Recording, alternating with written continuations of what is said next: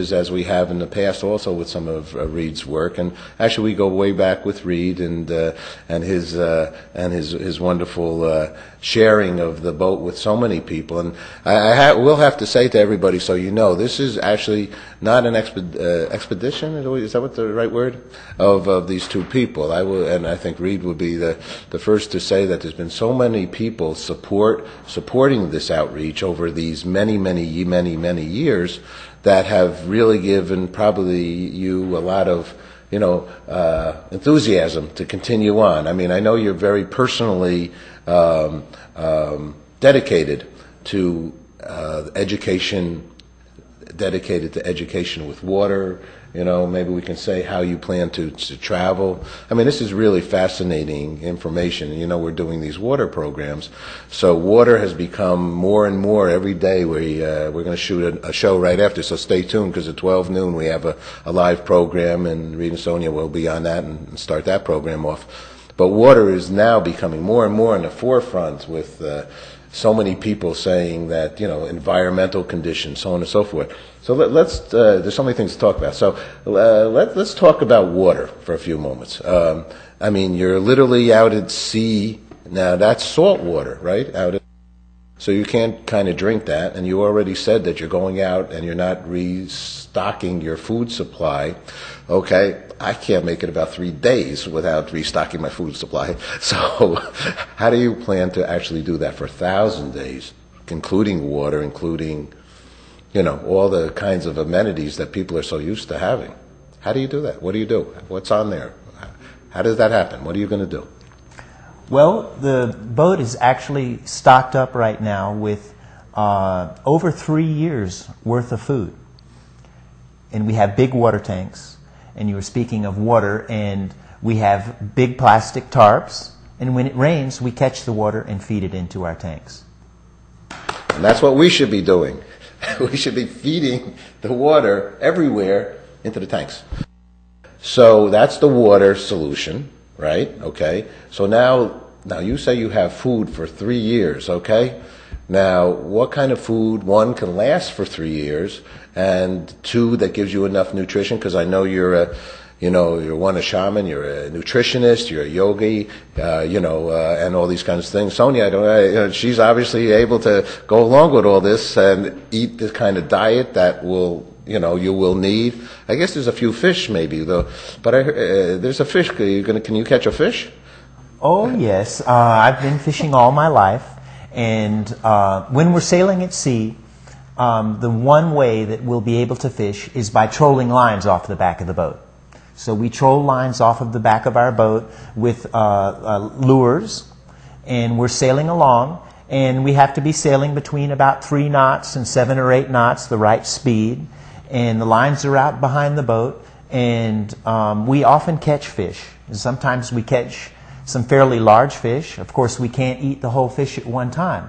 So in the traditional and most ancient way, we cut the fish up and put salt on them, and we dry the fish with salt, and then they're good indefinitely. So once we catch a fairly big fish, we'll cut it up into pieces, and we'll be eating fish almost the whole time we're out there. How much salt do you have on the boat? Well, we've been stocking the boat up for a few years now. So it's been quite an effort to try to keep track of what we're using and what we're getting. But we actually found a salt company in Staten Island, told them what we were doing, and we wanted food-grade salt. And they said, sure, come on over and get whatever you want. And I said, well, maybe 200 pounds will be good. And a friend went there to pick it up, and they had 300 pounds of salt there waiting for us. So we brought the 300 pounds back to the boat. So now we use that salt little bit by little bit in our cooking, but we've got that salt ready to preserve the fish during the voyage. So all the names of these people, so this great person in Staten Island who gave you 300 pounds, they're on your website, the names of all these? They aren't. A lot of people who have helped us over the years. At first I try to court them by saying, oh, I can give you advertising, I'll put you on my website and all of that. And a lot of people don't even care. They just say, oh, no, that's okay. We just want to help you a little bit. No problem. And even people who give things that I consider quite valuable, I'm going, well, yeah, but don't you want us to put you up on the website and advertise you? And they're going, oh no, that's okay, it's just a gift. So we've gotten so much help from so many people over the years that not everyone is up on the website to be recognized and thanked for their help with the expedition. Okay. Well, that's the anonymous is one of the most beautiful gifts that anybody can give to somebody.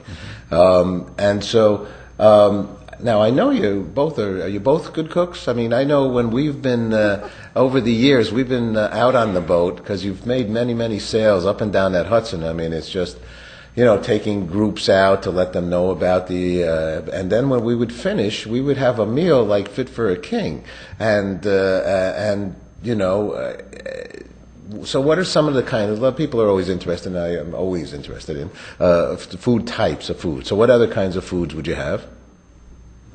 Well, what we serve to our guests on those sails are basically standard fare on the schooner. So it's rice and beans, cooked very simply, a big sprout salad, which will be growing out at sea. That's probably our biggest water usage, is washing the sprouts. But then we reuse the water for, you know, beginning dishes or to water the garden that we have in the back of the boat. Garden? A little garden that grows herbs, but really is there for aesthetic purposes, so that when we're out at sea and there's only blue sky and blue water, there'll be a little bit of greenery to cheer you up and remind you of what the land was like. Okay. Well, all righty. So now, how do you stay warm? What's the heat? Because you're going through all the seasons worldwide. And I guess, well, you tell me, because I don't. Let's go over what path are you? Maybe we take one of the Hugger planets and give us an idea of the way that you're going to be traveling. Okay. Well, let's see. Which camera should I show this to? Well, okay. Here's America. We're basically going to sail out and stay in the open oceans of the world. But we're going to follow the winds and the currents of the world. And in the North Atlantic, the wind and current flow in a clockwise direction. Columbus was the first one to prove this, but he thought this must be the case. And that was how he was able to find the way to the New World, and how he was also to find his way back to the New World. So the current goes clockwise in the North Atlantic. So when we leave New York, we're going to sail across the North Atlantic. Okay, let me take a second here, if you don't mind. The current goes clockwise. Okay, underneath the water is lots of mountains, and right. I mean, there's earth under the water, right? And that was what determines the current. I mean, that's what makes the current run clockwise, and so everybody knows that. I mean, who sails? If we start right there. Sailors had to learn and discover what the winds of the world did in order to make certain passages to certain places. So before they left Europe in the 1400s, they didn't really know what the Atlantic was doing or the South Atlantic. They didn't even know anything about the South Atlantic. So they didn't really know what the winds and currents were doing. They might have had some knowledge that was passed to them about some things that were happening with the trade going on in India, because the Europeans were trying to get to the east to trade, but they had no real idea what the winds and currents of the world were doing. And when they discovered it, they were kept highly secret for a long period of time. But now for the last few hundred years, sailors know very well what the winds and currents do, and those winds and currents haven't changed very much at all over the years. So the sailors in the old days who sailed the ships without motors had to follow the winds and the currents of the world to get to where they're going. It hasn't changed much over the last couple hundred years? Not at all. And how about with global warming and the water tide going up? That really maybe not has affected? That hasn't changed it at all either. Okay. And you were saying what caused the currents. I think that that has a lot to do with the general wind pattern also. So the wind pattern usually very closely matches the currents. And people know the Gulf Stream flows north up the East Coast. That's a very strong current that moves across the North Atlantic. Okay. And then it moves down the coast of Europe and Africa. That's where we'll be going until we hit the equator. Once we hit the equator, we'll hit the doldrums. Everyone's heard about the doldrums. There'll be shifty winds, light winds. Once we get across the equator, there's southeast trade winds, and the currents flow counterclockwise in the South Atlantic. Is that why I always hear, I have the doldrums? they use that as a saying, right? Right. And that means you're like just hanging out, right? Or you're just yeah, like drifting and not going anywhere. But it's actually the name of it's the name of the wind at that equator area. In those places around the world where there's spots that there aren't steady winds, they call it the doldrums. Okay. Fantastic. So now we're going down into the South Ocean? Yes. So once we cross the equator, there'll be a very strong current that flows west and southeast winds. So we'll cross the equator as far to the east as we can because the currents and winds will force us over to the Brazilian coast. But as with the old ships in years past, we'll make it down past that coast. And we have a special plan. In the past, as you know, you helped sponsor us and followed us for the Odyssey of the Sea Turtle. And on that voyage, we drew a sea turtle in the South Atlantic Ocean with the course that we sailed. Right. This time when we cross the equator, we're going to draw a heart. And that's a very simple message and a very good message that the world will understand. This sort of thing has never been done, and it's a challenge for us. We're hoping that we can do it because we have a satellite tracking system that will verify our voyage and where we are all the time. So when we cross into the South Atlantic Ocean, you will be able to see us pick up the edge of the heart, and we're going to try to stay on that line and draw a heart as big as the South Atlantic Ocean. And so, I think all we had was an iridium phone, right? Yeah. That you would call back with. Right. Ooh. So the first thing we're going to do is draw a heart as a message of that it takes heart to do this kind of thing.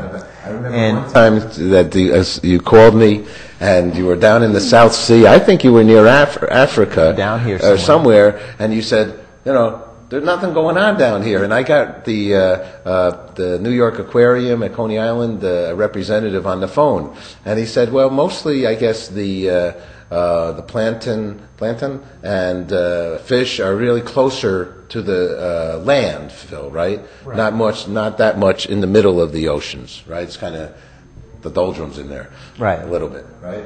Okay. Well, there aren't as many varieties of fish out in the middle of the ocean as there are close to the coast. Oh, okay. So the middle of the ocean is more empty, but there are fish. There are fish. Okay, beautiful. So now we're down here, and once we finish the heart, we'll be down off of the coast of Brazil. Okay.